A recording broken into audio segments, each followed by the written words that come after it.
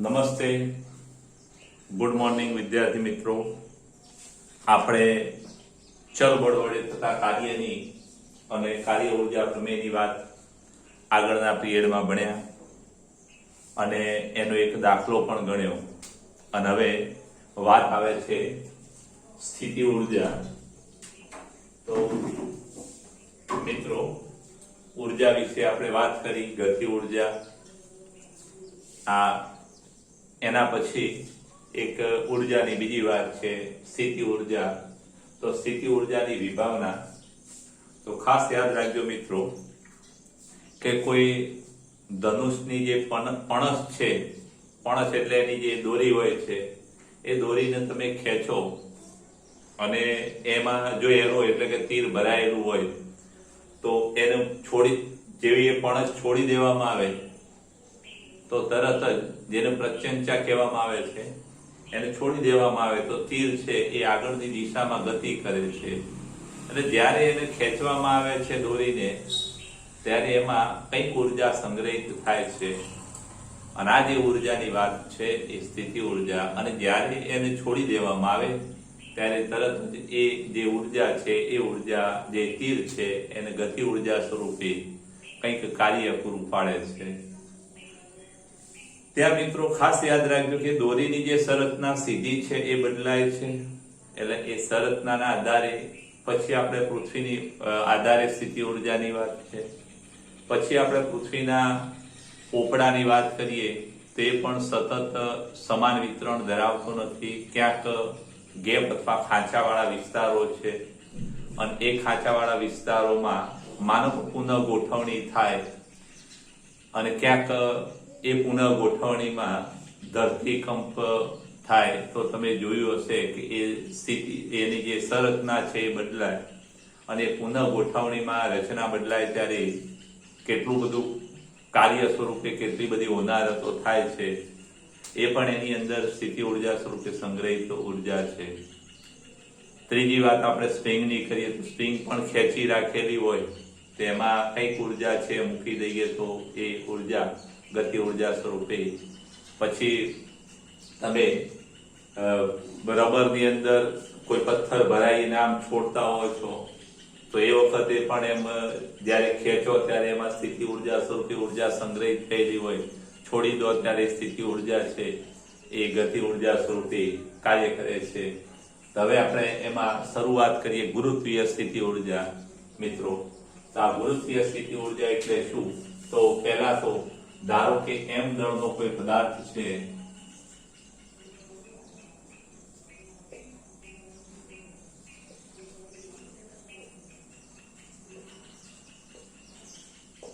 આ પદાર્થ પર લાગતું ગુરુત્વાકર્ષણ બળ કેટલું? આ પદાર્થની જગ્યાએ અહીંયા આપણે દળો લઈશું. ધારો કે m દળનો કોઈ દળો છે અને આ દડા પર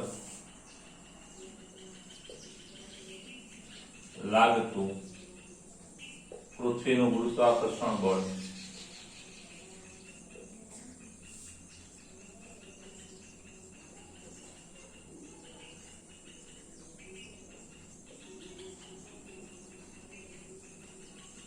ખાસ યાદ રાખજો મિત્રો, આ બળ અધો દિશામાં લાગતું હોય છે.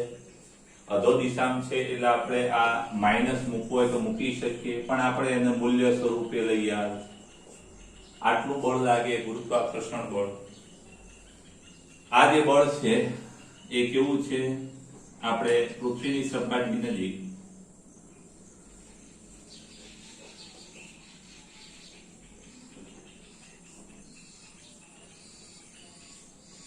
અચળ ગણી શકાય.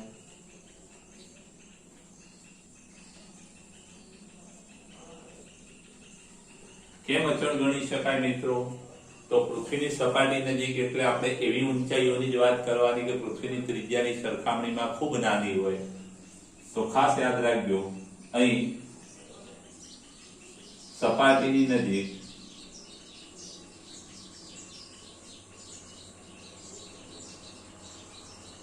એટલે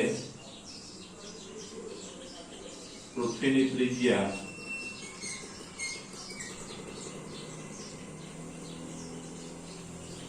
સરખામણીમાં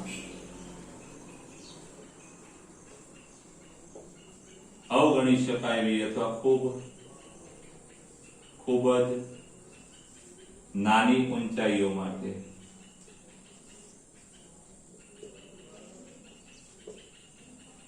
અથવા નાની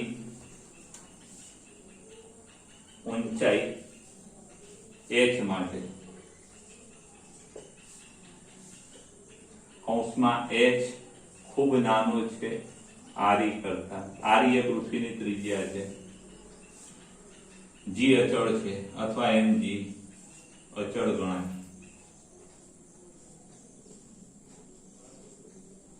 હવે મિત્રો આટલું વજન બળ લાગે છે અધો દિશામાં. હવે પૃથ્વીની સપાટીથી જો h ઊંચાઈએ આપણે લઈ જવો હોય પદાર્થને, તો પૃથ્વીની સપાટીથી h ઊંચાઈએ પદાર્થને લઈ જવા માટે બાહ્ય બળ વડે કરવું પડતું કાર્ય કેટલું? તો કે બળ ગુણ્યા સ્થાનાંતર.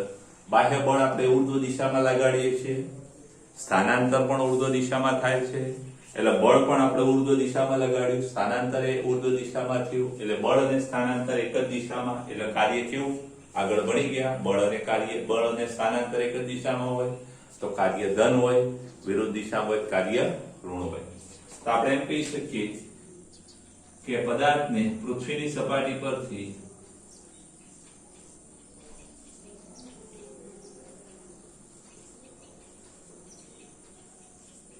h ઊંચાઈએ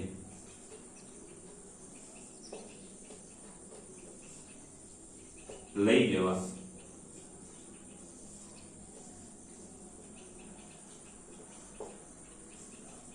બાહ્ય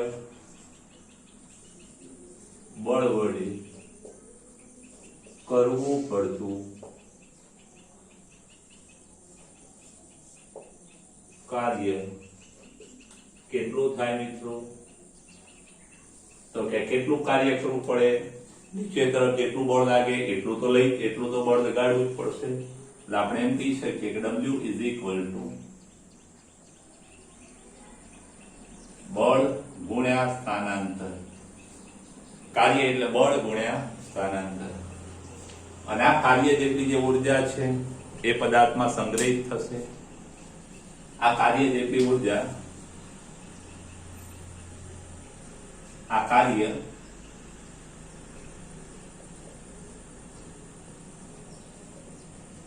ઉર્જા પદાર્થમાં સંગ્રહિત થશે.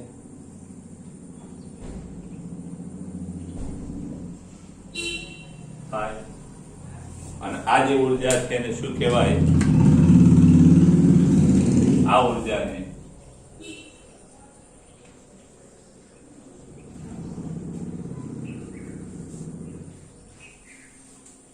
સપાટીની સાપેક્ષમાં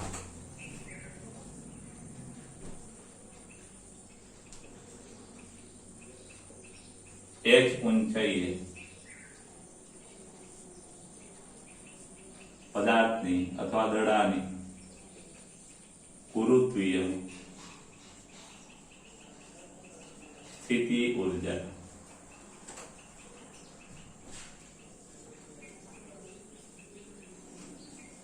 v કૌંસમાં h કહે. હવે v કૌંસમાં h ગુરુત્વીય સ્થિતિ ઉર્જા કેટલી ભાઈ h ઊંચાઈએ? તો કે mgh. આ સમીકરણ નંબર આપણું આ આ ગુરુત્વીય સ્થિતિ ઉર્જાનું સૂત્ર પૂછાય મિત્રો તો આપણે અહીંયા સુધી આવવાનું. v કૌંસમાં h ગુરુત્વીય સ્થિતિ ઉર્જાનું સૂત્ર મેળવો. ખાસ યાદ રાખજો, ગુરુત્વીય સ્થિતિ ઉર્જાનું સૂત્ર મેળવવું પૂછાય તો આપણે અહીંયા સુધી વાત પતી જશે. હવે આ સ્થિતિ ઉર્જા એ h નું વિધેય છે અને આ જે આપણે કાર્ય કર્યું છે એ ઉપરની દિશામાં બળ લગાડ્યું છે અને આ બળ વડે કાર્ય કર્યું છે. ગુરુત્વાકર્ષણ બળ કઈ તરફ છે? તે નીચેની દિશામાં છે. તો મિત્રો ખાસ યાદ રાખજો કે અહીંયા પદાર્થ ઉપર તરફ જતો હોય, ઉપર તરફ આપણે લઈ જઈએ ત્યારે એનું ગુરુત્વાકર્ષણ બળ અધો દિશામાં છે. જ્યારે પદાર્થ આ દિશામાં ગતિ કરે છે, દડાને ઉપર તરફ લઈ જઈએ છીએ તો ખાસ યાદ રાખજો, બળ નીચે તરફ છે, સ્થાનાંતર ઉપર તરફ છે, અને માટે ગુરુત્વાકર્ષણ બળે કરેલું કાર્ય કેવું થશે કે બળ આ દિશામાં, સ્થાનાંતર ઉપર દિશામાં, એટલે વિરુદ્ધ દિશામાં, એટલે ગુરુત્વાકર્ષણ બળે કરેલું કાર્ય ઋણ થશે મિત્રો. જ્યારે બાહ્ય બળ વડે કરેલું કાર્ય છે એ ધન થશે, જે સ્થિતિ ઉર્જા છે. તો ખાસ યાદ રાખજો, ગુરુત્વાકર્ષણ બળે જે કાર્ય કર્યું એ કેવું થશે તો કે -mgh થશે, કારણ કે બળ અધો દિશામાં છે, સ્થાનાંતર ઉર્ધ્વ દિશામાં, એટલે ગુરુત્વાકર્ષણ બળે કરેલું કાર્ય છે એ ઋણ થશે. તો ખાસ યાદ રાખજો કે ગુરુત્વાકર્ષણ બળે કરેલા કાર્યનું ઋણ મૂલ્ય છે, આ ખાસ યાદ રાખજો. ગુરુત્વાકર્ષણ બળ વડે કરેલા કાર્યનું ઋણ મૂલ્ય છે.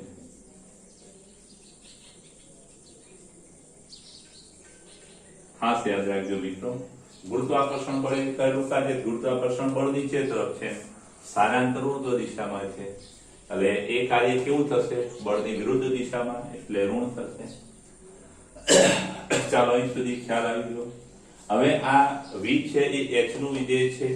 જો આનું h ની સાપેક્ષમાં વિકલન કરી ઋણ મૂલ્ય લઈએ તો ખાસ યાદ રાખજો કે d v કૌંસમાં h ભાગ્યા dh, અને એનું જો ઋણ મૂલ્ય લેવામાં આવે, v નું h ની સાપેક્ષમાં વિકલનનું ઋણ મૂલ્ય લેવામાં આવે કે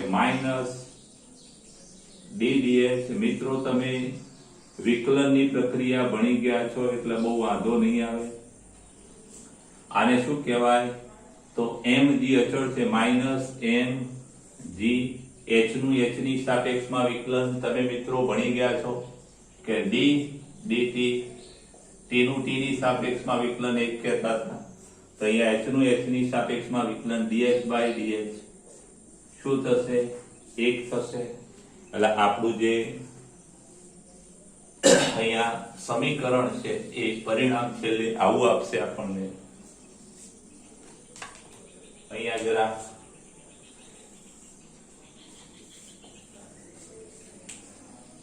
આપણું જે પરિણામ છે -dv h/dh is equal to -mg. અને -mg એ શું છે મિત્રો તો કે -mg એ ગુરુત્વાકર્ષણ બળ છે. ખાસ યાદ રાખજો આ શું છે કે ગુરુત્વાકર્ષણ બળ F કૌંસમાં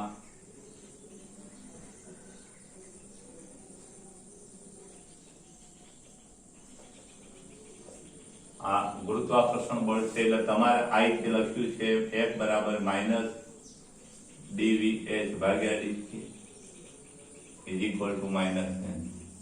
આવું થશે મિત્રો.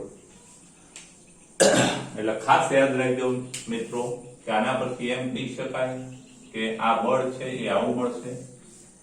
સમીકરણ નંબર આને આપણે 3 કહી દઈએ.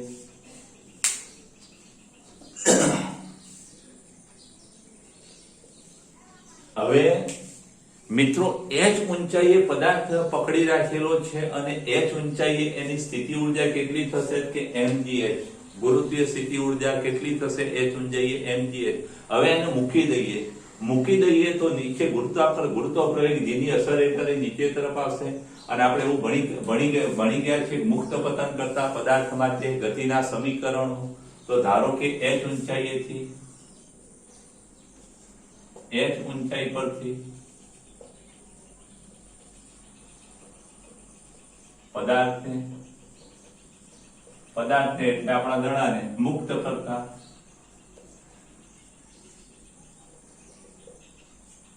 કરતા પૃથ્વીની સપાટીને સ્પર્શે એ પહેલાનો તત્કાલીન વેગ.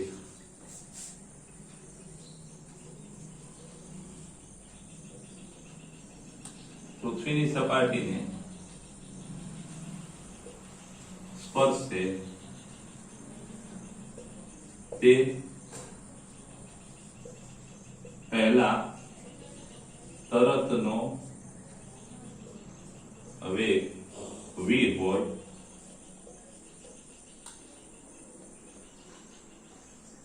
તો આપણે એવું કહી શકીએ કે v² માઇનસ v02 u² અથવા v² minus v02 is equal two 2gh. ખાલી મૂલ્યો ધ્યાનમાં લેજો મિત્રો. માટે v² આ તો 0 છે અને માટે v² બરાબર શું થાય? તમારા મિત્રો આ ડાયરેક્ટ લખેલું છે 2gh. આવું થશે. આની બંને બાજુ આપણે m/2 વડે ગુણી નાખીએ તો 1/2 m વડે ગુણી કાઢીએ તો ઇઝ ઇક્વલ ટુ 1/2 m ગુણ્યા 2gh. બગડા ઉડી જશે અને માટે ગતિ ઉર્જા 1/2 m v² is equal two શું થશે? તો કે ગતિ ઉર્જા 1/2 m v² is equal to બગડા ઉડી જશે એટલે mgh. ખાસ યાદ રાખજો મિત્રો કે આ જે સમીકરણ નંબર 5 આવ્યું આપણું બહુ અગત્યની વાત છે આ કે આપણે અચળ પ્રવેગી ગતિના સમીકરણો મુક્ત પતન માટે વાપર્યા મિત્રો અને મુક્ત પતન પદાર્થ માટે કરતા પદાર્થ માટે અચળ પ્રવેગી ગતિના સમીકરણો વાપર્યા અને એમાં જે v² નું સૂત્ર મળ્યું એના પરથી આપણે m/2 વડે ગુણી અને ગતિ ઉર્જાના સમીકરણ સાથે એને સરખાવવાનો પ્રયત્ન કર્યો તો આપણને મિત્રો એક અગત્યનું પરિણામ મળ્યું કે 1/2 mv² એટલે કે જમીનને સ્પર્શે એ પહેલા તરતની જે ગતિ ઉર્જા છે એ h ઊંચાઈએ સ્થિતિ ઉર્જા જેટલી છે મિત્રો. અને માટે એક વસ્તુ ખાસ યાદ રાખજો કે h ઊંચાઈએ પદાર્થની ગુરુત્વીય સ્થિતિ ઉર્જા હોય છે. કેટલી ગુરુત્વીય સ્થિતિ ઉર્જા હોય છે? mgh. જેમ જેમ પદાર્થને મુક્ત પતન કરવામાં આવે, છોડી દેવામાં આવે એટલે ધીમે ધીમે એ ગુરુત્વીય સ્થિતિ ઉર્જા h ઘટતી જશે. h ઘટતો જાય એટલે mgh ઘટતો જાય એટલે કે ગુરુત્વીય સ્થિતિ ઉર્જા ઘટતી જશે. સામે વેગ વધતો જશે એટલે કે એની ગતિ ઉર્જા વધતી જશે એટલે કે ગુરુત્વીય સ્થિતિ ઉર્જાનું ગતિ ઉર્જામાં રૂપાંતર થશે અને જ્યારે પદાર્થ જમીનને સ્પર્શે ત્યારે એ વખતે એ તરતની પહેલાની જે ગતિ ઉર્જા છે એ કેટલી થશે?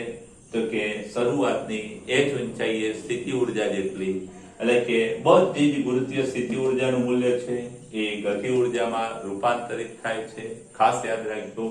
આમ ગતિ ઉર્જા સ્થિતિ ઉર્જાનું ગતિ ઉર્જામાં રૂપાંતર થયું એટલે આનો મતલબ એ થાય કે પદાર્થ સ્થિતિ ઉર્જા ધરાવતો હોય અને સ્થિતિ ઉર્જા ધરાવતા પદાર્થને જો મુક્ત કરવામાં આવે તો સ્થિતિ ઉર્જા ધરાવતું તંત્ર છે અને મુક્ત કરવામાં આવે તો એ સ્થિતિ ઉર્જા ધરાવતું તંત્ર છે એ તંત્રને મુક્ત કરતા એ સ્થિતિ ઉર્જા છે એ પદાર્થની ગતિ ઉર્જામાં રૂપાંતરિત થતું હોય છે. આ વાત ખાસ યાદ રાખજો મિત્રો. અહીંયા સુધીની વાત જરા તમે સ્ક્રીનશોટ લઈ લેજો. ટોપિક બાકી છે, સ્ક્રીનશોટ લઈ લેજો મિત્રો. હવે મિત્રો આમાં સ્થિતિ ઉર્જા v છે એ સ્થિતિ ઉર્જા v કૌંસમાં એક પરિમાણિક ચલ બળ વડે થતું કાર્ય એક પરિમાણિક ચલ બળ લાગતું હોય અને આવા એક પરિમાણિક ચલ બળમાં સ્થિતિ ઉર્જા v કૌંસમાં x ક્યારે વ્યાખ્યાયિત કરી શકાય? તો ખાસ યાદ રાખજો મિત્રો. આ એક પરિમાણિક ચલ બળમાં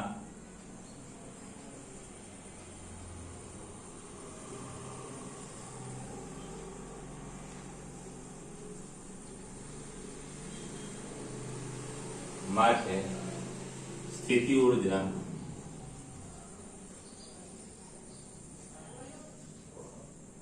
v કૌંસમાં x.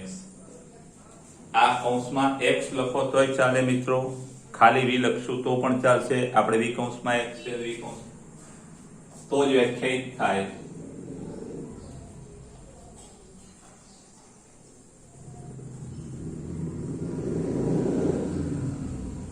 કરી શકાય કે m કૌંસમાં x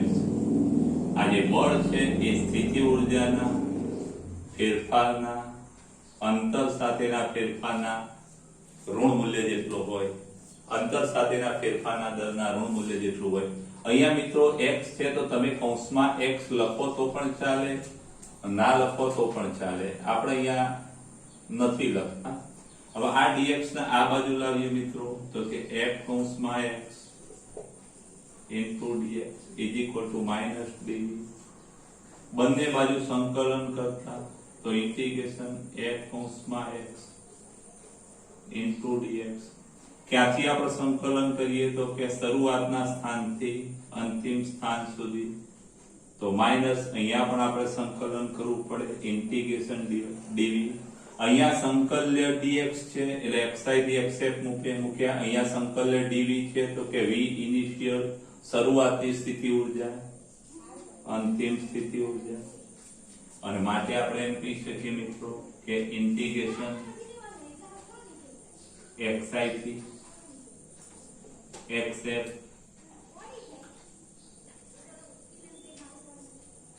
બળ f કૌંસમાં x into dx is equal to આનું સંકલન શું થાય મિત્રો, તો કે ઇન્ટિગ્રેશન dv નું સંકલન v થશે, લિમિટ આપણી vi થી vf.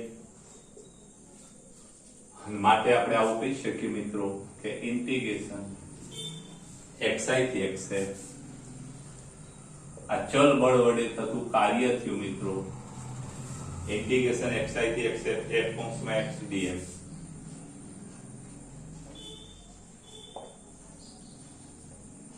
is equal to પહેલા upper limit vf minus vi એટલે માઈનસ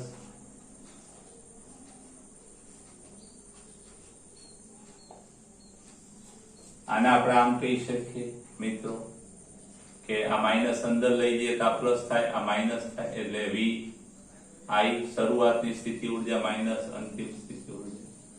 આવું આપણું પરિણામ થશે. સમીકરણ નંબર આજે આગળનો પ્રશ્ન છે એમાં આને આપણે 1 કહી દઈએ, આને આપણે 2 કહી દઈએ.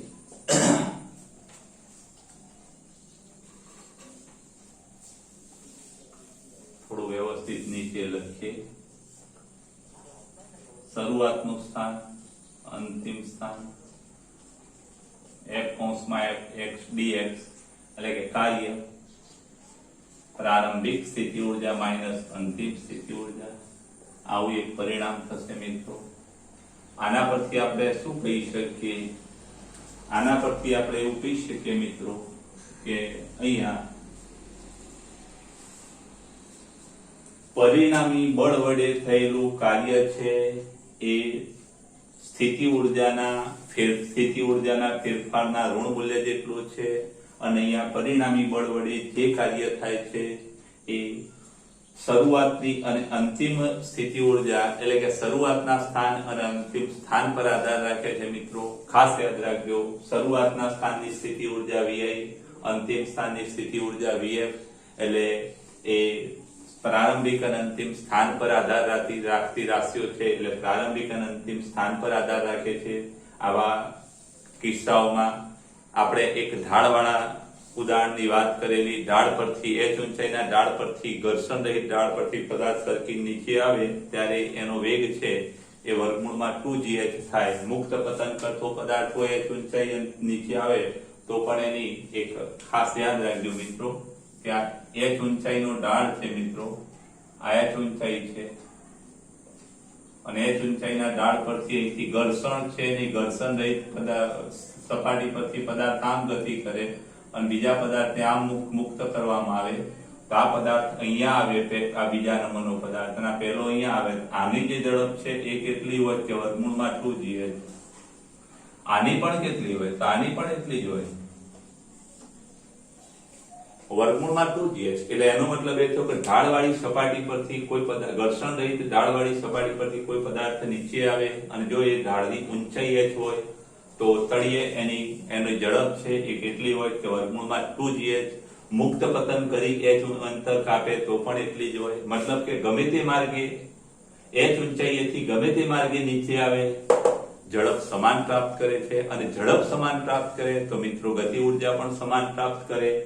અને ગતિ ઉર્જા સમાન પ્રાપ્ત કરે એટલે એનો મતલબ એ તો કે અહીંયા એની ગુરુત્વીય સ્થિતિ ઉર્જા મતલબ કે સ્થિતિ ઉર્જામાં થતો જે ફેરફાર છે એ માર્ગ પર આધાર રાખતો નથી અથવા થતું કાર્ય છે એ માર્ગ પર આધાર રાખતું નથી એટલે ખાસ યાદ રાખજો આ સંરક્ષી બળ કોને કહેવાય તો જે બળ વડે થતું કાર્ય એ પ્રારંભિક અને અંતિમ સ્થાન પર આધાર રાખે પ્રારંભિક થી અંતિમ સ્થાન પર લઈ જવા માટે પસંદ કરેલા માર્ગ પર આધાર ના રાખતું હોય તો એવા બળોને સંરક્ષી બળો કહેવામાં આવે તમે કોઈ એક સપાટી પર રહેલા પદાર્થને h ઊંચાઈએ લઈ જાઓ ગમે તે માર્ગે લઈ જાઓ તો કાર્ય છે એ mgh જેટલું જ થાય સ્થિતિ ઉર્જાના ફેરફાર જેટલું પછી એ વસ્તુ તમે અહીંથી તમે ખિસ્સામાં મૂકીને ઘેર લઈ જાઓ અને બીજા દિવસે આવી અને ત્યાં મૂકો તો પણ કાર્ય એટલું જ હોય અને તમે સીધા અહીંથી અહીં h ઊંચાઈ લઈ જાઓ તો પણ કાર્ય એટલું જ થાય એટલે કે કાર્ય છે પસંદ કરેલા માર્ગ પર આધાર ના રાખતું હોય તો એવા બળોને સંરક્ષી બળો કહેવામાં આવે છે ખાસ યાદ રાખજો સ્થિતિ ઉર્જાનો એકમ શું ભાઈ તો કે સ્થિતિ ઉર્જા v નો એકમ v એટલે કે સ્થિતિ ઉર્જાનો એકમ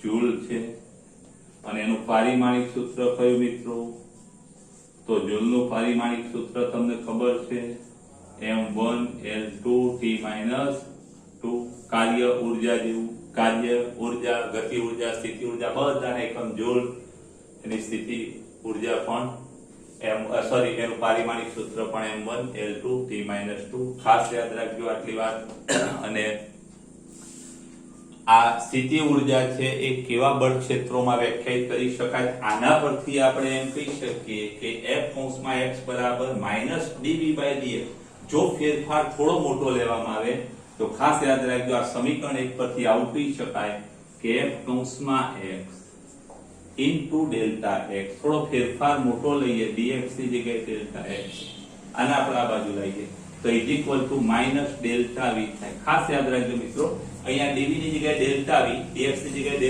ડેલ્ટા x આ બાજુ લઈએ તો f કૌંસમાં x ડેલ્ટા x -Δv